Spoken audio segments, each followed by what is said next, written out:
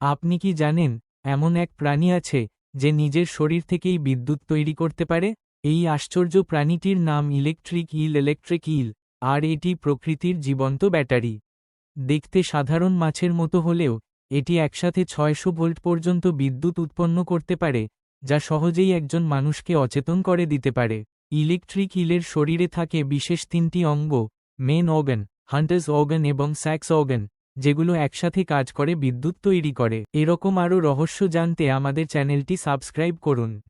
এটি শিকার ধরতে, আত্মরক্ষা করতে, এমনকি নিজের চারপাশের অন্ধকার পানিতে দিক নির্ণয় করতেও এই বৈদ্যুতিক তরঙ্গ ব্যবহার করে।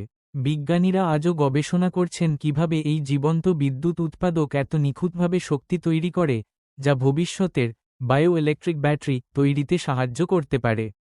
প্রকৃতির এই ছোট্ট ইলেকট্রিক জেনারেটর আমাদের মনে করিয়ে দেয়, প্রযুক্তির অনেক রহস্যের উত্তর এখনও প্রকৃতির মধ্যেই লুকিয়ে আছে।